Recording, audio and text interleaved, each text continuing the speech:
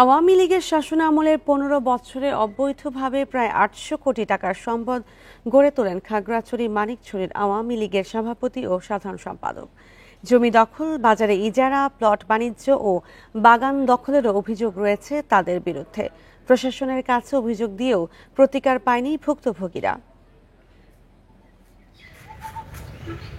খাগড়াছড়ির মানিকছড়ির হাজীপাড়ার এই বিলাসবহুল বাড়ির মালিক উপজেলা আওয়ামী লীগের সভাপতি ও সাবেক উপজেলা পরিষদের চেয়ারম্যান জয়নাল আবেদিনের। গত ১৫ বছরে অবৈধ সম্পদের পাহাড় গড়ে তোলেন তিনি। এমন অভিযোগ উপজেলা আওয়ামী লীগের সাধারণ সম্পাদক মাইনুদ্দিনের বিরুদ্ধেও। মানিকছড়ি বাজারে জায়গা দখল করে মার্কেট নির্মাণ, বাণিজ্যিক প্লট স্থাপন, এমনকি কৃষকের জমি দখল করে বাগান গড়ে তোলেন তারা। আর তিনটহরি বাজারে পুকুর ও জলপ্রবাহ ভরাট করে প্লট ও মার্কেট নির্মাণ করেন এই দুই নেতা। দলীয় ক্ষমতার অপব্যবহারের অভিযোগ ভুক্তভোগীদের।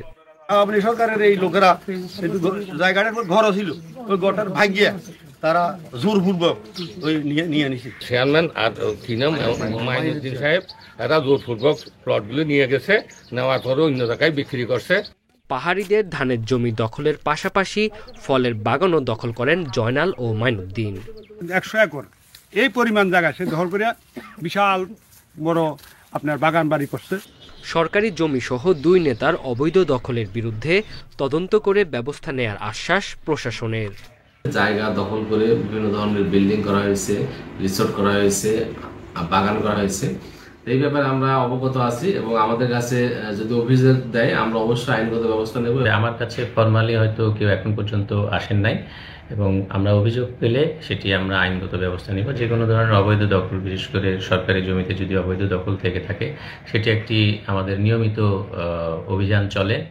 ক্ষমতার পট পরিবর্তনের পর মানিকছড়ি থানায় জয়নাল ও মাইনুদ্দিনের বিরুদ্ধে হয়েছে 4টি মামলা। এছাড়াও খাগড়াছড়ি সদর সহ বিভিন্ন থানায় একাধিক মামলাও রয়েছে তাদের বিরুদ্ধে। Independent news.